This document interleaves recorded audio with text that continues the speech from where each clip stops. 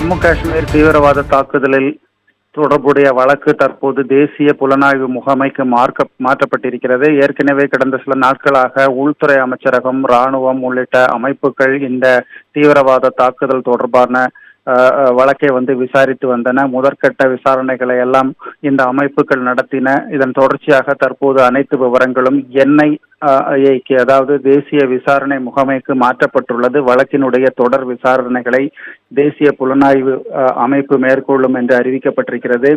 DIG தலைமையிலான ஒரு குழு இந்த வழக்கை தற்போது விசாரிக்க தொடங்கி இருக்கிறது.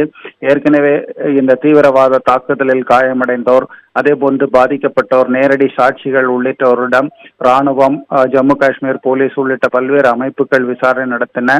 இதனுடைய முழு அறிக்கை உள்துறை அமைச்சகம் தற்போது தேசிய புலனாய்வு அமைப்புக்கு கைமாறி இருக்கிறது. அதன் அடிப்படையில் தற்போது தேசிய புலனாய்வு அமைப்பு இந்த விசாரணையை தொடங்கி இருக்கிறது.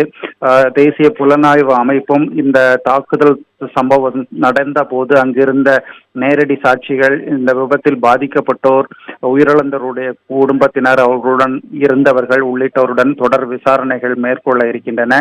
இதற்காக தனி குழு அமைக்கப்பட்டிருக்கிறது. ஜம்மு காஷ்மீர் மட்டுமல்லாமல் நாட்டுக்கு வெளியேயும் இது தொடர்பான விசாரணை நடத்துவதற்கு சிறப்பு அதிகாரிகள் நியமிக்கப்பட்டிருக்கிறார்கள். ஆகவே தற்போது இந்த பஹல்காம் தாக்குதல் தொடர்பான முழு விசாரணை தேசிய புலனாய்வு அமைப்புக்கு மாற்றப்பட்டதை தொடர்ந்து தேசிய புலனாய்வு அமைப்பு தீவிர விசாரணையை தொடங்கி இருக்கிறது. பல்வேறு தரப்பு மக்களிடம் நேரில் அவர்களை அழைத்தும் நேரில் சென்றும் விசாரணைகளை தொடர்வது என்று முடிவு செய்யப்பட்டிருக்கிறது. இது தொடர்பான அதிகாரப்பூர்வ அறிவிப்பும் தற்போது வெளியிடப்பட்டிருக்கிறது.